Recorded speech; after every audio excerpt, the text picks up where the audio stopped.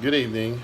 Tonight, our prayer group did discuss on John 10:10 the whole orientation of whites and European Americans casting a negative image on blacks and constantly blaming them for the works of Antifa and other unrealistic and unscrupulous groups that seem to have are taking this crisis and exploiting it.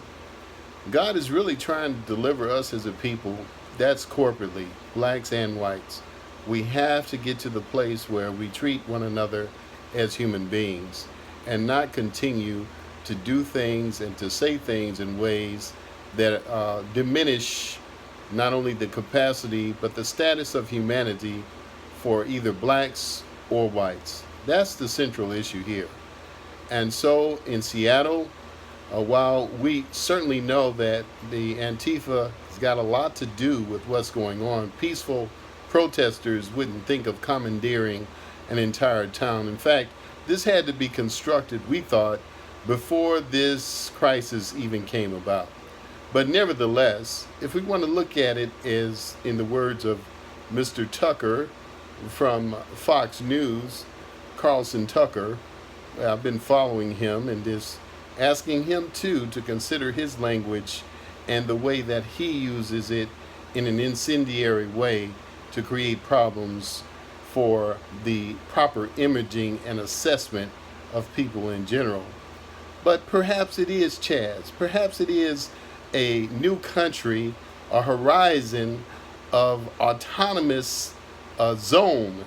And if that is in fact the case, then I think it's a wise move because that's just setting the context for place, time, and manner restrictions to properly cordon off or even, quote unquote, proverbially quarantine those individuals.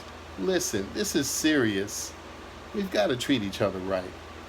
Genesis 15:13 through 15 says, Know of a surety that thy seed will be a stranger in a land that is not theirs, that they will serve them 400 years.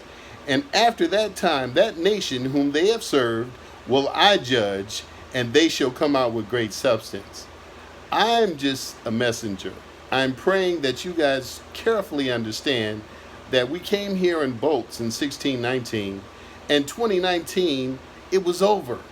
And this is a contretempt to keep the supreme creator of the heavens and the earth from bringing about a just and an equitable resolution. I hope you get your minds together, and I hope we can reach a state of humanity and mutual love and respect. That's my aim. I pray it is yours. Thanks, President Trump, for continuing to do what you do.